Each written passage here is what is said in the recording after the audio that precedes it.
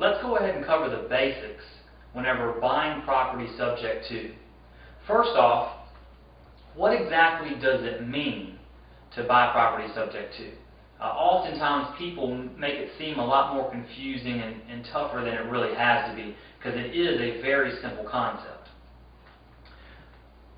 When someone owns a property, a seller, and has a mortgage on it, if you were going to buy their property subject to, at closing, the title to the property would change hands just like any other closing.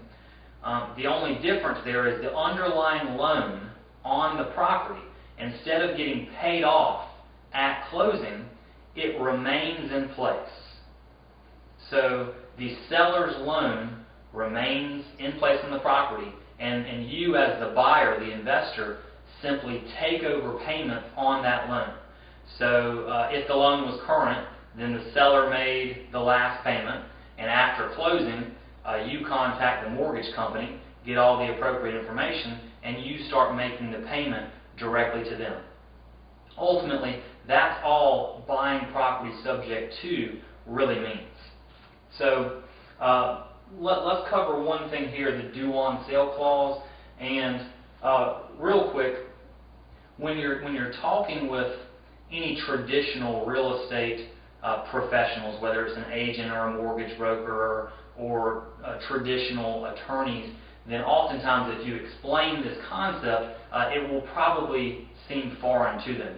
They may tell you that you can't do that, that it's illegal, or any other number of things. But one of the typical objections from someone like that is the due on sale clause, which is now prevalent in mortgages today, in deeds of trust. What that means is that 30 years and prior, before now, there never used to be a due on sale clause.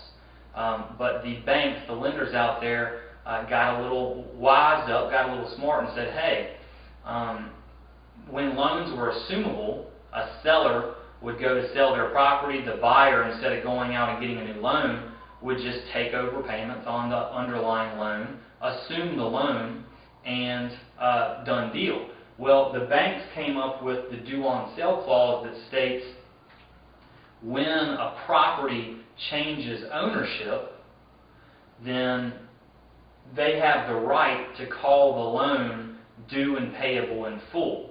So what this did is it promoted any buyers, it quote unquote forced them to go out and acquire new financing so that the banks could make all of their loan origination fees and all their front-loaded interest so that they could just ultimately make more money. So the banks came up with the due on sale clause just as a strategy for them to add to their bottom line. But this clause, all that it states is that if the ownership of a property transfers, then they can call the loan due and payable in full. They have that right. So we're going to go through some tips on buying property subject to, and I'm going to tell you some different ways that you can do things so that if you choose to use this method of acquiring property, you limit your risk in buying property subject to literally to about zero. Paperwork. We're going to hit on a couple things here really quickly. The purchase and sale contract. The contract that we use is very different from the contract, say, any kind of real estate agent would use. So you're not going to use the typical realtor contract when doing deals, when doing any creative deals. But our purchase and sale contract, in the purchase price section, we have several different ways that we can structure the deal. One is an all-cash offer. Another way, it has a blank for seller financing, so that which we're going to go over here in a little while today, where you can enter that in. It also has two different blanks for if there's a first and second mortgage that we're taking over the property subject to, so that we can enter in our purchase price information there. So if you don't have paperwork right now and are looking for it, there's a lot of different resources online that you can find some good stuff and not pay a whole lot for. Email me if you have any questions, patrick@mustknowinvesting.com. I'll tell you that we use Lewis Brown's paperwork. He's been in the business for a long time out of Atlanta. Best paperwork I've seen, but you do have to pay for it. It is expensive. If you're going to be in this game for the long haul for a while and have already gotten started buying houses, you may want to check out his resources because they're excellent. The other form here that you'll want to make sure that you have is the authorization to release information form. When buying property subject to, this is vital because what this form is going to do is it's going to allow you to talk to the lender on the property. So if there's an underlying mortgage, you get the homeowner to sign the authorization to release information form.